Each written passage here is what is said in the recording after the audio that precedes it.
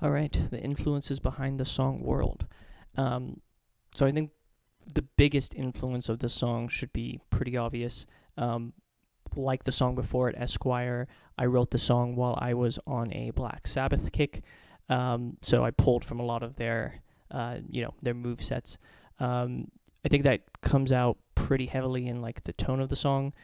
So it's a heavy, distortion-laden song. It's got that slow, deep groove that a stoner rock band or like Sabbath would be well known for. It's a lot of riff based as well.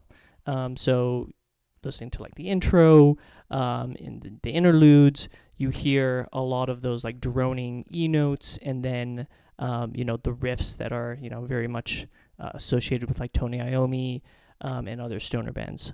Essentially, when I was writing the song, I wanted to make my variant of War Pigs.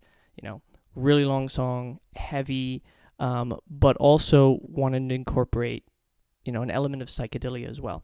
And so when I was recording the verse, I told Omar to basically make it sound like Planet Caravan a little bit. Almost like it's underwater. So he cranked up the chorus, cranked up the reverb. I think he threw some echo on there as well. And then actually, I think there were some presets in there that were literally like labeled Planet Caravan. So the vocals came out really trippy, really spacey, and gave it this really, out there vibe. Apart from Sabbath, there were some other bands that I think had an effect on it as well, particularly in the solo and like the production phase as well. So for the solo, we mapped out this really long, somewhat free-form kind of solo, and we wanted to build an intensity as it continued on.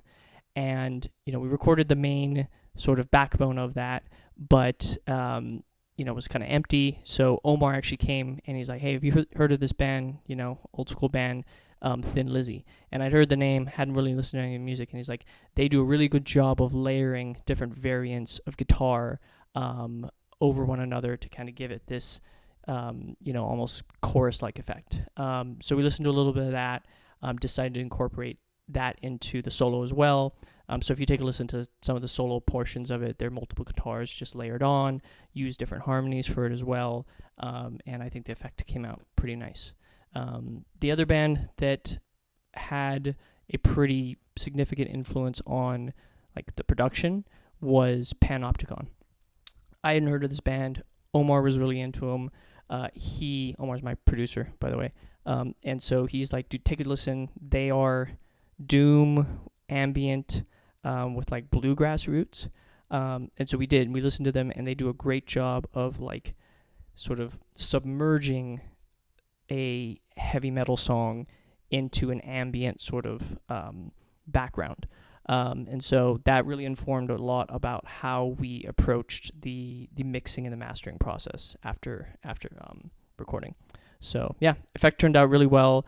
It's heavy, it's trippy. Sounds like you're kicking down a door.